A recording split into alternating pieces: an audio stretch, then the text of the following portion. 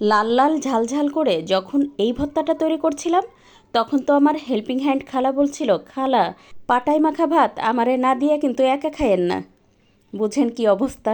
সত্যি কথা বলতে কি, পাটায় বেটে ভর্তা করার পরে পাটায় মেখে ভাত খেতে পছন্দ করে না এমন মানুষ খুব কমই আছে। আর এই ভর্তাটা তো অনেক বেশি লোভনীয় হয়। কয়েকদিন জ্বর ঠান্ডায় মুখে একদমই রুচি ছিল না, ইচ্ছে করছিল একটু ঝালঝাল করে লাল লাল করে ভর্তা করে ভাত খাই। তার জন্য কিন্তু এই ভর্তাটা করা, আর এটা খেতে সত্যি অনেক বেশি মজার হয়েছিল। আজকের ভর্তার জন্য চুলায় একটা প্যানে 1 টেবিল চামচ পরিমাণ রান্নার তেল দিয়ে তাতে 5-6টা দেশি রসুন কুচি করে কেটে দিয়েছি, সেই সাথে 4টা কাঁচামরিচ দিয়েছি। আসলে ঝালটা আপনি আপনার পছন্দ মতো বুঝে দিয়ে দিবেন।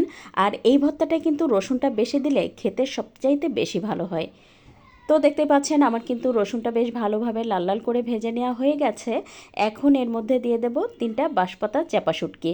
আচ্ছা, এটাকে তো আমি বাঁশপাতা চ্যাপা শুটকি বলে চিনি, অনেকেই বলেন এটা হচ্ছে শীতল শুটকি।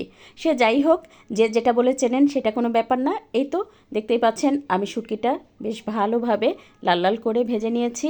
একেবারে 3-4 মিনিট সময় নিয়ে সুন্দর করে কিন্তু এটা ভেজে নিতে হবে, যেন কাঁচা না থাকে।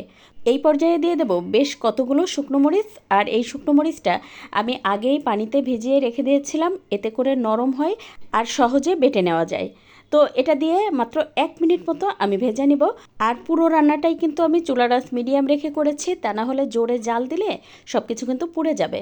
তারপরে এই যে দেখতেই পাচ্ছেন আমি সব কিছু ভেজে নিয়ে সরাসরি শিলপাটার উপর দিয়ে দেব, আর দিয়ে দেব স্বাদমতো লবণ। তারপরে এই তো এটা বেটে নিব। আচ্ছা, এই বাটাবাটির কাজটা কিন্তু আপনি শিলপাটার পরিবর্তে ব্লেন্ডার জারেও করে নিতে পারেন, সেটাও খেতে অনেক ভালো হয়। তবে শিলপাটায় বেটে ভর্তা করা সত্যি অনেক বেশি টেস্টি হয়। আজকের ভিডিও ভালো লাগলে প্লিজ একটু শেয়ার করে দেবেন, আর একটা লাইক দিয়ে পেজ ফলো করে পাশে থাকবেন।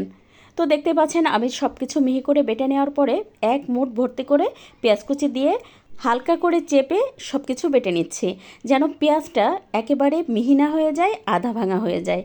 এই রেসিপিতে পেঁয়াজটা যদি এরকম আধা ভাঙা থাকে তাহলে খেতে অপূর্ব স্বাদ হয়। অনেকেই আছেন এই ভর্তাটা করে বেশ 3-4 দিন পর্যন্ত ফ্রিজে রেখে খেতে চান, তাহলে কিন্তু ওই যে শুকনো মরিচ যখন দিয়েছিলাম সাথে সাথে একটু মোটা করে বেশ কয়েকটা পেঁয়াজ কেটেও দিয়ে দিতে পারেন। তারপরে আধা ভাঙা করে বেটে নিলেই কিন্তু 3-4 দিন পর্যন্ত ফ্রিজে রেখে খাওয়া যায়।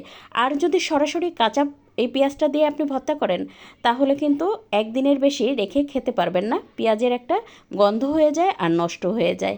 এই তো দেখতেই পাচ্ছেন আমার তো ভর্তা রেডি হয়ে গেছে। আর ভর্তা রেডি হয়ে যাওয়ার পরে শেষে শিলপাটায় ভাত মেখে খাবো না, তাই কি হয় বলেন তো? আচ্ছা, জ্বর ঠান্ডা কাশিতে এখন তো অনেকের মুখেই রুচি নাই। আপনারাও কিন্তু ঝালঝাল করে এই ভর্তাটা তৈরি করতে পারেন, খেতে ইনশাল্লাহ অনেক ভালো লাগবে। আজ এ পর্যন্ত, কাল আবার নতুন কোনো ভিডিও নিয়ে দেখা হবে।